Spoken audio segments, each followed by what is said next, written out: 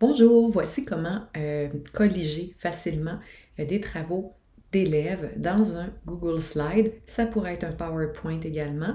Donc, la façon la plus simple pour l'enseignant, ici on prend l'exemple avec l'environnement Google, ce serait tout aussi simple avec Teams. Donc, l'enseignant va créer un devoir. Je suis présentement dans Classroom. Le titre est déjà écrit ainsi que les instructions.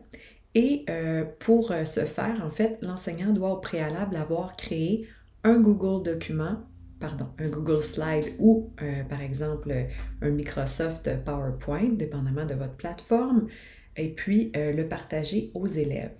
Donc moi, j'ai déjà créé tout à l'heure dans mon Drive un document qui s'appelle Collaboratif à la Céleste Barber. C'est un document qui contient plusieurs pages et là, j'essaierai d'avoir autant de pages que j'ai d'élèves, idéalement. Sinon, c'est pas grave, on peut penser qu'après la 10e page, l'élève va penser de se faire un petit plus et d'ajouter des diapositives là, à la fin pour y ajouter son contenu. Chaque élève va, dans le fond, s'approprier une des pages du slide pour y inscrire son prénom et le remplir.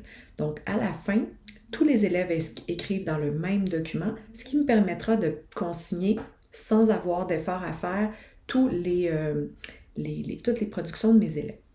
Alors, j'ai créé, comme je vous le disais, un Google Slide. Donc, lorsque je crée mon devoir, maintenant, je vais y ajouter un fichier Google. Et par défaut, on va me proposer le dernier sur lequel j'ai travaillé, c'est-à-dire mon collaboratif.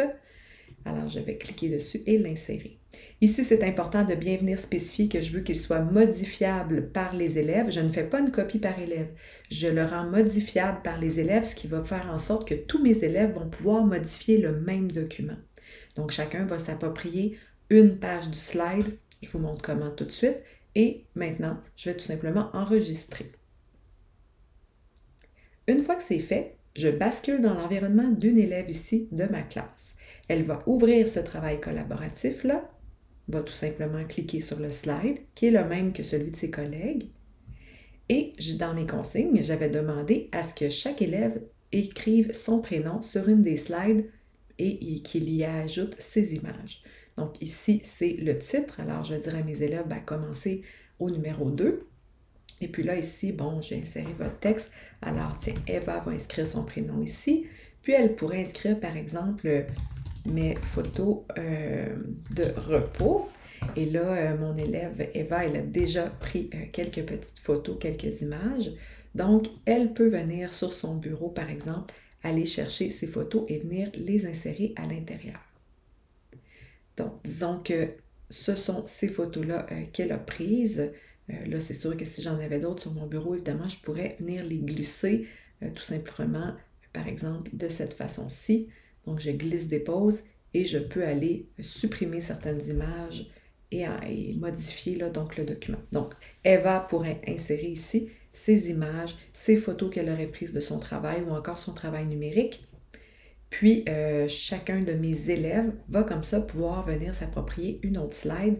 Donc ici, par exemple, si on clique sur la zone de texte, eh bien là, je pourrais avoir Alexandra qui viendrait en fait inscrire, elle, son contenu. Donc, elle pourrait venir, par exemple, prendre son contenu et venir l'ajouter ici, tout simplement.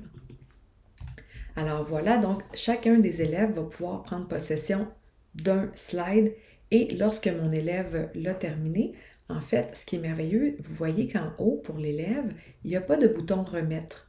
Il n'y a pas de bouton remettre parce que tous les élèves vont avoir accès à ce document-là et à ce moment-là, aussitôt qu'Eva ici a entré du contenu, ça s'enregistre automatiquement. Si je reviens en mode enseignante et que je vais afficher le devoir de mes élèves, je ne verrai pas de bouton de remis, en fait, tout à fait, parce qu'il n'y a pas de bouton remis pour mes élèves. Par contre, dans mes instructions, si j'ouvre mon document collaboratif, évidemment, à la page 2, bien, je vais voir ici, voyez-vous, ce qu'Eva a fait, à la page 3, ce qu'Alexandra a fait. Donc, je vais pouvoir, au fur et à mesure, faire le suivi de mes élèves. Il s'agit de la façon la plus rapide de consigner les travaux d'élèves, par exemple, dans un Google Slide.